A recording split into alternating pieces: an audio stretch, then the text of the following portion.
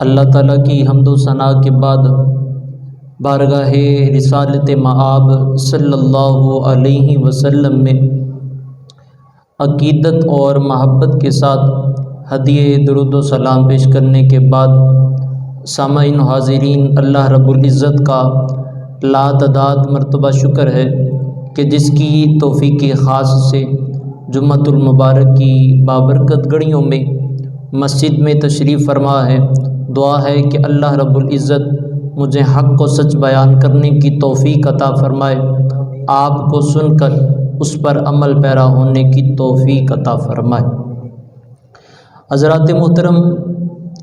آپ حضرات کے سامنے سورۃ التوبہ کی آیت نمبر 100 تلاوت کی۔ خالق کائنات نے ارشاد فرمایا والسابقون الاولون، بے شک مہاجرین اور انصار میں سے سابقین اولین اور دوسرے جو بھلائی کے ساتھ ان کی پیروی کرنے والے ہیں، رضی اللہ عنہم ورضوا عنہ، اللہ ان سب سے راضی ہوا ہے۔ اللہ ان سب سے کیا ہے؟ راضی ہوا ہے۔ اور اللہ رب العزت نے ان کے لیے باغات تیار کر رکھے ہیں جن کے نیچے نہریں بہتی ہیں، خالدین فیہا ابدا، اور وہاں وہ ہمیشہ ہمیشہ رہیں گے۔ اسی طرح خالق کائنات نے دوسرے مقام پر ارشاد فرمایا لا یستوی منکم من انفق من قبل الفتح، کہ تم میں سے پہلے خرچ کرنے والوں اور جہاد کرنے والے برابر نہیں ہو سکتے، اس وجہ سے کہ فتح مکہ جو ہے اس سے پہلے جو لوگ ایمان لے کر آئے اور جنہوں نے جہاد کیا ان کا مقام بلند ہے بنسبت بعد والوں کے، لیکن ہے سارے ہی صحابہ، ہے سارے ہی کیا ہے؟ صحابہ ہے۔ نبی کریم صلی اللہ علیہ وسلم کے صحابہ سارے کے سارے جنتی ہیں، سارے کے سارے کیا ہیں؟ جنتی ہیں، لیکن اللہ رب العزت نے بعض کو بعض پر فضیلت عطا فرمائی۔ جس طرح نبی کریم صلی اللہ علیہ وسلم کی امت میں سب سے پہلا مقام جو ہے وہ سیدنا ابو بکر صدیق رضی اللہ تعالی عنہ کا ہے، اس کے بعد جناب حضرت عمر فاروق اعظم رضی اللہ تعالی عنہ کا ہے، پھر جناب سیدنا عثمان غنی رضی اللہ تعالی عنہ کا مقام ہے، پھر سیدنا علی المرتضی کرم اللہ وجہ الکریم کا مقام ہے، اور ان کے بعد اب خلفائے راشدین کے بعد سب سے بلند مقام صحابہ کرام میں عشرہ مبشرہ کا ہے، وہ جن کو نبی کریم صلی اللہ علیہ وسلم نے ایک ہی مجلس میں 10 صحابہ کرام کو جنت کی بشارت عطا فرمائی۔ اس کے بعد اصحاب بدر کا مقام ہے، جن صحابہ کرام نے جنگ بدر میں شرکت کی ان کا مقام زیادہ ہے۔ اس کے بعد اصحاب احد کا مقام زیادہ ہے۔ اس کے بعد اصحاب بیت رضوان جو تھے ان کا مقام زیادہ ہے۔ تو الغرض اللہ رب العزت نے بعض صحابہ کو بعض صحابہ پر کیا ہے؟ فضیلت عطا فرمائی، اور ہر ایک صحابی کی اپنی خاصیت ہے، جو ایک صحابی کو وہ جزوی خاصیت ہے وہ کسی اور کو نصیب نہیں ہو سکی۔ اسی طرح آج ہم ذکر کرنے والے ہیں عشرہ مبشرہ میں سے ایک صحابی کا جن کا نام زبیر بن عوام رضی اللہ تعالیٰ عنہ ہے۔ ان کا بڑا مقام بلند ہے، اللہ رب العزت نے ان کو بڑی شانوں سے نوازا ہے، اور ایسی شانیں، ایسی جزوی فضیلتیں عطا فرمائی ہیں کہ ایسی فضیلتیں اور کسی صحابی کو نہیں مل سکی، ایسی فضیلتیں عطا فرمائی۔ اور سب سے بڑی فضیلت کی یہ ہے کہ سیدنا زبیر بن عوام رضی اللہ تعالیٰ عنہ کو نبی کریم صلی اللہ علیہ وسلم نے دنیا میں ہی جنت کا ٹکٹ عطا فرما دیا، جنت کا ٹکٹ دنیا میں ہی۔ تو حضرت زبیر ان 10 صحابہ کرام میں شامل ہیں کہ جن کو نبی کریم صلی اللہ علیہ وسلم نے ایک ہی مجلس میں جنتی ہونے کی ٹکٹ عطا فرمائی ہے، جنتی قرار دیا ہے۔ فرمایا یہ 10 صحابی جو ہیں، یہ سارے کے سارے 10 صحابی یہ کنفرم جنتی ہے، اور یہ اختیار اللہ رب العزت نے اپنے حبیب صلی اللہ علیہ وسلم کو عطا فرمایا، اور ہے سارے صحابہ جنتی۔ ہمارا تو ایمان ہے، یقین ہے کہ سارے کے سارے صحابہ کیا ہیں؟ جنتی ہیں، لیکن یہ وہ 10 صحابی ہیں جنہیں نبی کریم صلی اللہ علیہ وسلم نے ایک ہی مجلس میں، صحابہ کرام کی ایک ہی مجلس میں جنت کی ٹکٹ عطا فرمائی، اور کنفرم جنتی ہیں، اور ان کا مقام بڑا وراء الورا ہے، ان کا مقام بہت زیادہ بلند ہے، اور ان کو جو مقام ملا ہے وہ کسی اور صحابی کو نہیں مل سکا ہے جو ان کو مقام ملا ہے۔ اس کی وجہ یہ ہے کہ ان کو نبی کریم صلی اللہ علیہ وسلم سے بڑی ہی نسبتیں حاصل ہیں۔ نبی کریم صلی اللہ علیہ وسلم سے کیا ہے؟ بہت زیادہ ان کو نبی کریم صلی اللہ علیہ وسلم سے نسبتیں حاصل ہیں۔ اس کی نسبتوں میں آپ دیکھیے گا، سب سے بڑی نسبت یہ ہے کہ سیدنا زبیر بن عوام رضی اللہ تعالیٰ عنہ نبی کریم صلی اللہ علیہ وسلم کے پھپھی زاد بھائی ہیں۔ آپ کی پھپھی سیدتنا صفیہ رضی اللہ تعالیٰ عنہ، یہ حضرت زبیر بن عوام نبی کریم صلی اللہ علیہ وسلم کی پھپھی کے بیٹے ہیں، یہ نسبت حاصل ہے۔ پھر دوسری نسبت یہ ہے کہ نبی کریم صلی اللہ علیہ وسلم کی سب سے پہلی زوجہ سیدہ خدیجۃ الکبریٰ رضی اللہ تعالی عنہا کے حضرت زبیر بن عوام رضی اللہ تعالی عنہ سکے بھتیجے بھی ہیں، جو عوام ہیں ان کے باپ، وہ حضرت خدیجۃ الکبریٰ کے بھائی ہیں، اور یہ حضرت زبیر بن عوام رضی اللہ تعالی عنہ یہ حضرت سیدتنا خدیجۃ الکبریٰ رضی اللہ تعالی عنہا کے سکے بھتیجے ہیں۔ پھر یہ حضرت سیدنا ابو بکر صدیق رضی اللہ تعالیٰ عنہ کے داماد ہیں، اور حضرت اسما جو حضرت ابو بکر صدیق کی بیٹی ہیں یہ ان کے شوہر ہیں۔ تو نبی کریم صلی اللہ علیہ وسلم کے ساتھ ایک رشتہ یہ بھی بنتا ہے کہ یہ نبی کریم صلی اللہ علیہ وسلم کے ہمزلف بھی ہیں۔ یہ ساری نسبتیں حضرت زبیر بن عوام رضی اللہ تعالیٰ عنہ کو حاصل ہیں۔ یہ بڑے ہی کم ایسے صحابی ہیں جن کو یہ نسبتیں ملتی ہیں، اور یہ ساری کی ساری نسبتیں صرف اور صرف جو ہیں وہ حضرت زبیر بن عوام رضی اللہ تعالیٰ عنہ کو حاصل ہیں۔ اور اس سے بڑی نسبت، اس سے بڑی شان دیکھیے گا کہ حضرت زبیر بن عوام رضی اللہ تعالیٰ عنہ یہ ایسے صحابی ہیں جو السابقون الاولون میں سے ہیں، السابقون الاولون میں سے ہیں، یعنی کہ حضرت سیدنا زبیر بن عوام رضی اللہ تعالیٰ عنہ ایک روایت کے مطابق 4تھے نمبر پر ایمان لے کر آنے والے ہیں، اور دوسری روایت کے مطابق حضرت زبیر بن عوام رضی اللہ تعالیٰ عنہ جو ہیں وہ 5ویں نمبر پر ایمان لے کر آنے والے ہیں، السابقون الاولون میں سے۔ پھر انہیں یہ بھی مقام حاصل ہے کہ انہوں نے 2 ہجرتیں فرمائی ہیں، 2 ہجرتیں۔ سب سے پہلی ہجرت ہجرت حبشہ ہے، اور دوسری ہجرت جو ہے وہ مکہ سے مدینہ ہے، اور یہ وہ واحد صحابی ہیں جو اپنی والدہ کے ساتھ ہجرت کر کے مکہ سے مدینہ تشریف لے کر آئے۔ کسی اور صحابی کو یہ مقام نہیں ملا، یہ واحد صحابی ہیں جو اپنی والدہ کے ساتھ مکہ سے مدینہ ہجرت کر کے تشریف لے کر آئے ہیں۔ اور السابقون الاولون کی بڑی قربانیاں ہیں۔ وہ دور ایسا دور تھا کہ جس وقت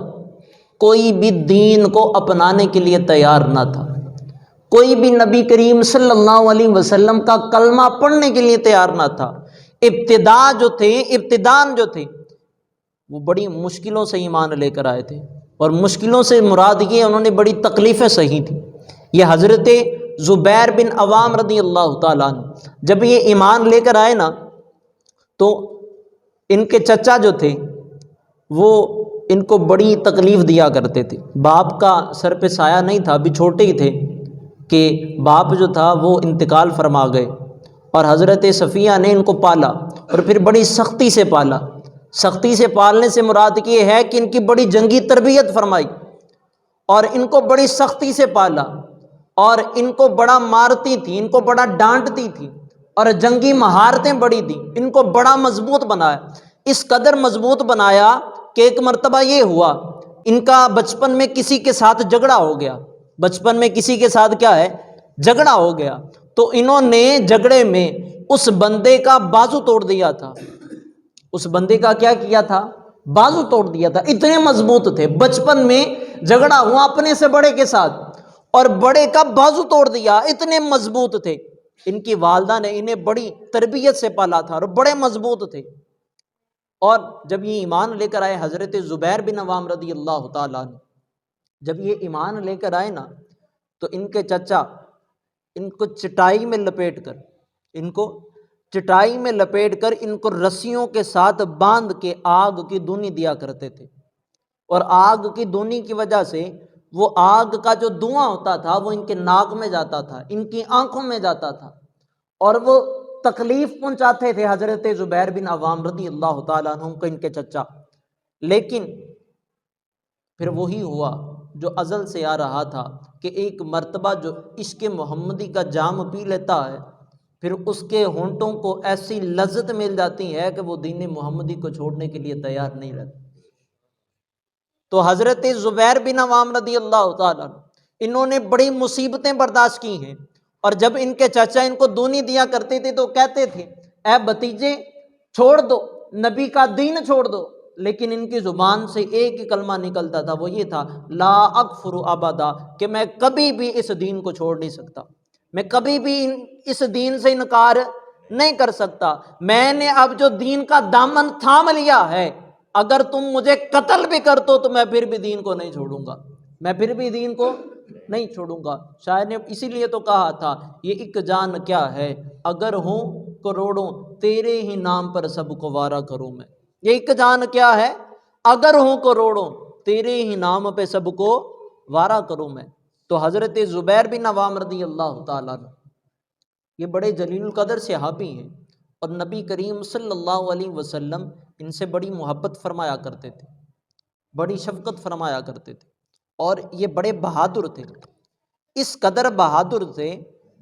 کہ ایک مرتبہ ہوا یہ کہ جب یہ حبشہ ہجرت کر کے گئے تو اس وقت کا جو بادشاہ تھا جس کے پاس یہ ہجرت کر کے گئے، انہوں نے مسلمانوں کو پناہ دی۔ اب ہوا یہ کہ ان کی سلطنت میں بغاوت شروع ہو گئی، سلطنت میں کیا ہوا؟ بغاوت شروع ہوئی، اور جو صحابہ کرام ہجرت کر کے آئے تھے وہ بڑے پریشان ہو گئے کہ بغاوت شروع ہو گئی ہے، اگر یہ نجاشی بادشاہ مارا گیا یا قتل کر دیا گیا یا اس کی حکومت ختم ہو گئی تو پھر ہم کہاں جائیں گے؟ ہم تو پہلے ہی مکہ کے ستائے لوگ یہاں آئے ہیں، اب اگر ہمیں یہاں بھی مصیبت پڑ گئی تو یہاں سے ہم کہاں جائیں گے؟ تو ہوا یہ کہ سب نے مشورہ کیا کہ جائے کوئی رات کا کنارہ پار کر کے دیکھ کے آئے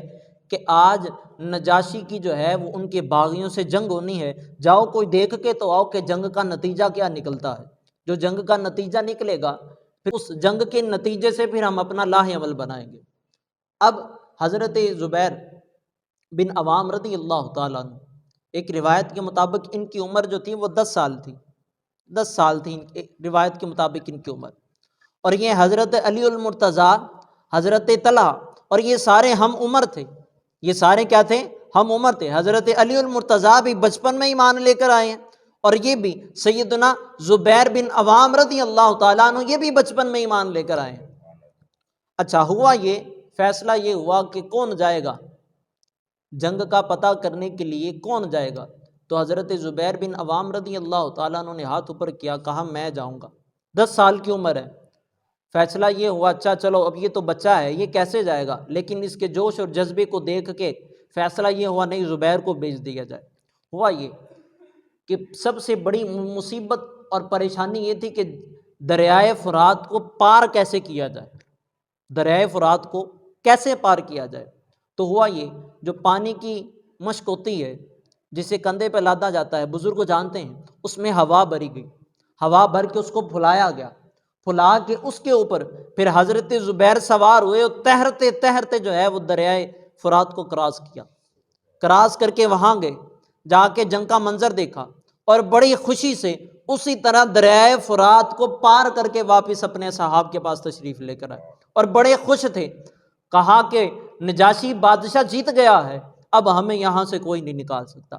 اب ہمیں یہاں سے کوئی نہیں نکال سکتا۔ تو 10 سال کے بچے کا جذبہ دیکھیے گا کہ وہاں جان کا بھی خطرہ تھا، سارا کچھ تھا، لیکن جان کی پرواہ نہیں کی، کیونکہ ان کے دل میں ایمان بس چکا تھا۔ جس کے دل میں ایک مرتبہ ایمان بس جائے اسے اپنی جان کی پرواہ نہیں ہوتی، اسے صرف اور صرف رسول پاک صلی اللہ علیہ وسلم کی دین کی محبت جو ہے وہ اس کی رگوں میں بس چکی ہوتی ہے۔ بڑے بہادر تھے۔ 2 صحابی ایسے ہیں کہ جن کی شان یہ ہے کہ نبی کریم صلی اللہ علیہ وسلم نے ان پر اپنے ماں باپ کو جمع کیا۔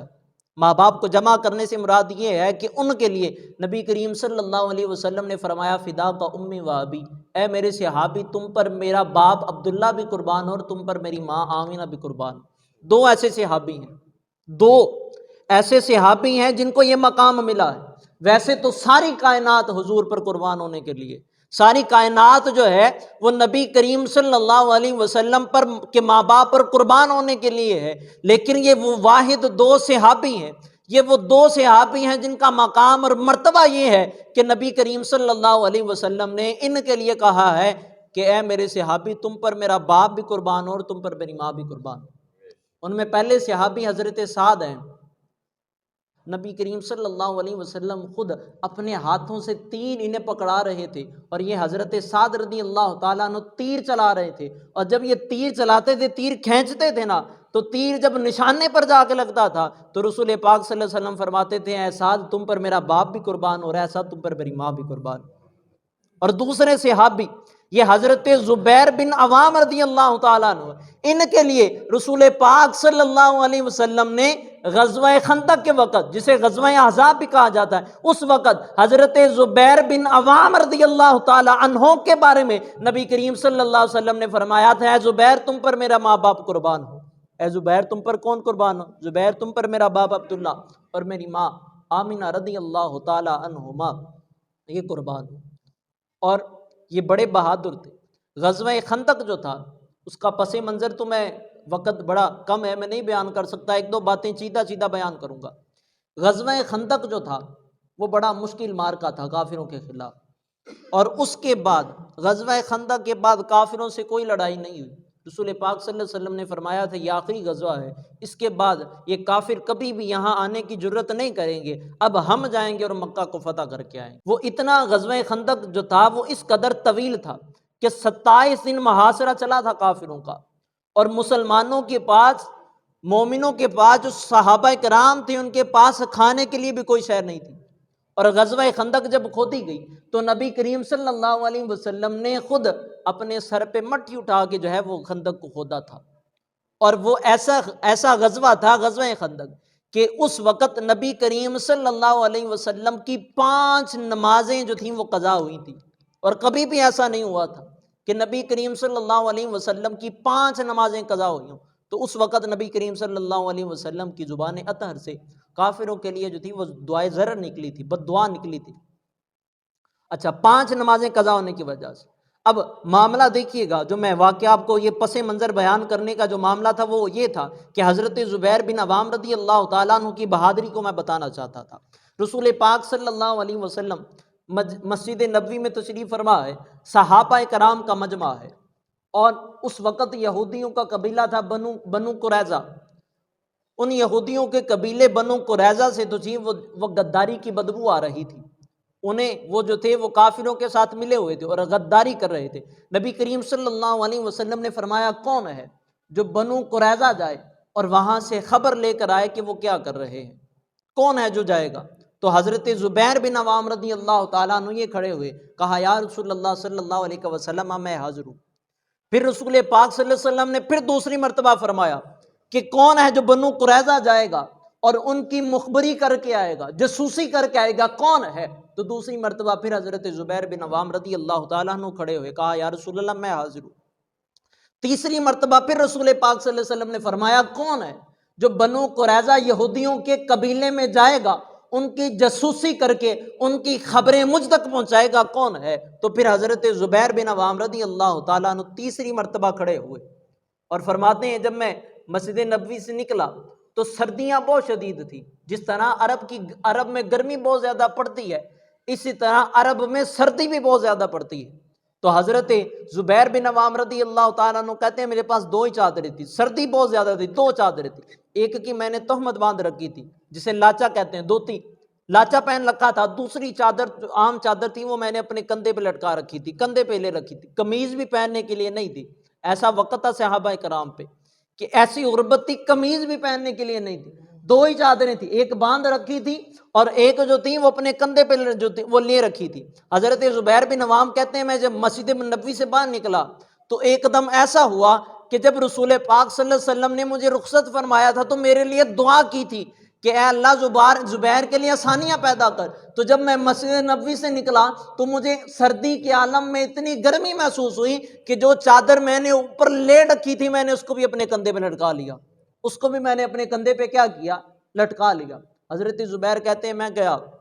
بنو قریظہ کے قبیلے میں، وہاں جاسوسی کر کے آیا، ان کی خبریں لے کر آیا، خبریں لے کر جب میں رسول پاک صلی اللہ علیہ وسلم کی بارگاہ میں حاضر ہوا، میں نے ساری خبریں بتائیں تو اس وقت رسول پاک صلی اللہ علیہ وسلم نے فرمایا تھا فدا کا امی و ابی، اے زبیر تم پر میرے ماں باپ قربان ہو، اے زبیر تم پر کیا ہے؟ میرے ماں باپ قربان ہو۔ اور جب یہ مسجد نبوی میں تشریف لے کر آئے تو صحابہ اکرام کا مجمع تشریف فرما ہے، اور جب حضرت زبیر کو دیکھا تو کہا ہے زبیر تھوڑی دیر پہلے میرے پاس جبرائیل آئے تھے، میں نے ان سے کہا تھا کہ عیسیٰ علیہ السلام کے پاس بڑے حواری تھے، حواری کہتے ہیں جو نبی پر اپنی جان قربان کرنے کے لیے ہم وقت تیار ہو۔ اللہ رب العزت نے عیسیٰ علیہ السلام کے حواریوں کا ذکر قرآن مجید میں بھی کیا اور کئی مقامات پر کیا۔ کہا جبرائیل عیسیٰ علیہ السلام کے پاس کئی جو تھے وہ حواری تھے، ذرا یہ تو بتاؤ کہ میرے پاس کون حواری ہے، کون سا حواری ہے میرے پاس، ان صحابہ کرام میں میرے لیے حواری کون سا ہے؟ تو حضرت جبرائیل علیہ السلام نے کہا اے نبی صلی اللہ علیہ وسلم اللہ یہ فرماتا ہے کہ آپ کی امت میں آپ کے صحابہ میں حضرت زبیر بن عوام رضی اللہ تعالیٰ عنہ جو ہے وہ آپ کے حواری ہیں، وہ کیا ہے؟ آپ کے حواری ہے۔ تو حضرت زبیر بن عوام رضی اللہ تعالیٰ عنہ کو حواری رسول بھی کہا جاتا ہے، حواری رسول بھی کہا جاتا ہے، اور یہ وہ پہلے واحد صحابی ہیں جنہوں نے نبی کریم صلی اللہ علیہ وسلم کی عظمت پر اپنی تلوار تانی تھی، عظمت پر کیا کیا تھا؟ اپنی تلوار تانی۔ مکہ کا وقت ہے، مکہ میں رسول پاک صلی اللہ علیہ وسلم تشریف فرما ہے اور کافروں نے یہ خبر اڑا دی کہ نبی کریم صلی اللہ علیہ وسلم کو قتل کر دیا گیا ہے، شہید کر دیا گیا ہے۔ حضرت زبیر بن عوام رضی اللہ تعالیٰ عنہ کے پاس جب یہ جھوٹی خبر پہنچی تو آپ نے اپنی تلوار نکالی، تلوار نکال کر ننگی تلوار لے کے نبی کریم صلی اللہ علیہ وسلم کے گھر کی طرف لپک پڑے، دوڑ پڑے اور جلدی سے پہنچے تو وہاں باقی لوگ بھی تشریف فرما تھے، تو ان کو چیرتے ہوئے، ان کو سائیڈ پہ کرتے ہوئے نبی کریم صلی اللہ علیہ وسلم کی بارگاہ میں پہنچ گئے، اور نبی کریم صلی اللہ علیہ وسلم نے فرمایا زبیر کیا وجہ ہے؟ ننگی تلوار لے کر بھاگ رہے ہو، کسی کو قتل کرنے کا ارادہ ہے، کیا معاملہ ہے؟ تو حضرت زبیر نے کہا یا رسول اللہ صلی اللہ علیہ وسلم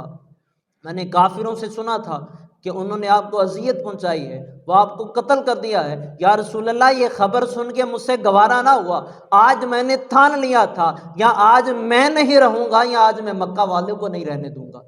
یا آج میں نہیں رہوں گا یا میں مکہ والوں کو رہنے نہیں دوں گا۔ تو یہ واحد وہ صحابی ہیں جنہوں نے نبی کریم صلی اللہ علیہ وسلم کی حفاظت کے لیے سب سے پہلے تلوار اٹھائی تھی، اور ان کے بارے میں یہ آتا ہے جب یہ معاملہ ہوا تو نبی کریم صلی اللہ علیہ وسلم نے نماز ادا کی، تو نماز ادا کرنے کے بعد نبی کریم صلی اللہ علیہ وسلم نے حضرت زبیر بن عوام رضی اللہ تعالیٰ عنہ کے لیے دعا فرمائی۔ اور پھر ایسا وقت آیا کہ ایک غزوہ تھا، اس غزوے میں ہوا یہ کہ کافروں کا بڑا پہلوان تھا کافروں کا، وہ مسلمانوں کو قتل کر رہا تھا، للکار رہا تھا کہ کون ہے جو میرے مقابلے میں آئے گا، کون ہے جو مجھ سے مقابلہ کرنا چاہے گا۔ تو اس کی حالت کیا تھی کہ سر سے لے کر پاؤں تک وہ سونے میں لدا ہوا تھا۔ سونے میں لدے ہونے سے مراد یہ ہے کہ اس نے سونے کا کھول پہن رکھا تھا اور صرف اس کی 2 آنکھیں نظر آ رہی تھیں، باقی سارا جسم جو تھا وہ سونے سے ڈکا ہوا تھا۔ اور جب اس نے پکار لگائی کہ کون ہے مسلمان جو میرے مقابلے میں آنا چاہے گا، تو اس وقت حضرت زبیر بن عوام رضی اللہ تعالیٰ عنہ اس کے مقابلے میں آئے اور ایک برچھا پکڑا اور برچھا اس کی آنکھوں میں کھوب دیا، اور ایسا کھوبا، اتنی زور سے، طاقت سے کھوبا کہ وہ برچھا لوہے کا جو تھا وہ آگے سے ٹیڑھا ہو گیا، وہ آگے سے کیا ہو گیا؟ ٹیڑھا ہو گیا۔ اتنے جوش اور جذبے کے ساتھ جب صحابہ کرام نے یہ منظر دیکھا نا کہ یار بڑا جذبہ ہے، رسول پاک صلی اللہ علیہ وسلم نے یہ جب منظر دیکھا تو رسول پاک صلی اللہ علیہ وسلم نے ان کے اعزاز کے طور پر، ان کی حوصلہ افزائی کے لیے، انہیں اعزاز دینے کے لیے فرمایا، اے زبیر بن عوام، یہ برچھا جو تو نے اسے کھوبا ہے یہ اعزاز کے طور پہ تو مجھے عطا کر دے۔ اور نبی کریم صلی اللہ علیہ وسلم نے ساری زندگی وہ حضرت زبیر بن عوام کا وہ برچھا، وہ خنجر جو تھا وہ اپنے پاس رکھا، وہ اپنے پاس رکھا۔ رسول پاک صلی اللہ علیہ وسلم کے گھروں میں جو ہے وہ تلواریں لٹک رہی ہوتی تھی، اور نبی الملاحم یعنی کہ جنگیں کرنے والا نبی جو ہے وہ نبی کریم صلی اللہ علیہ وسلم کا لقب ہے۔ اور آج لوگ کہتے ہیں کہ جو دیکھیں جی اسلام تو امن کا درس دیتا ہے، نہیں، اسلام امن کا درس تب دیتا ہے جب باقی امن سے رہنے دے۔ جب ایک کفار امن سے نہیں رہنے دیتے تھے تو تاریخ گواہ ہے نبی کریم صلی اللہ علیہ وسلم نے کتنی جنگیں لڑی ہیں۔ تو وہ حضرت زبیر بن عوام کا برچھا جو تھا وہ آخری دم تک پھر حضرت ابوبکر صدیق کے پاس رہا، پھر حضرت عمر فاروق اعظم کے پاس رہا، اور پھر حضرت عثمان غنی کے پاس رہا، اور پھر بعد میں جو تھا وہ برچہ ان کی اولاد میں منتقل ہو گیا۔ تو یہ اعزاز جو تھا یہ حضرت زبیر بن عوام رضی اللہ تعالیٰ عنہ کو حاصل ہے۔ اور سب سے بڑی شان یہ ہے کہ نبی کریم صلی اللہ علیہ وسلم نے انہیں دنیا میں ہی جنت کی بشارت عطا کر رکھی ہے، دنیا میں ہی انہیں کیا ہے؟ جنت کی بشارت عطا کر رکھی ہے۔ اور جمادی الاولیٰ یہ جو مہینہ چل رہا ہے، اس مہینے کو 36 ہجری 11 جمادی الاولیٰ حضرت زبیر بن عوام رضی اللہ تعالیٰ عنہ شہید ہوئے تھے۔ اللہ رب العزت ہمیں ان دنوں کو یاد رکھنے، اپنے صحابہ کرام کے نقش قدم پر چلنے اور ان کے نقش قدم پر چل کے زندگی بسر کرنے کی توفیق عطا فرمائے۔ آمین بجاہ نبی الکریم الامین۔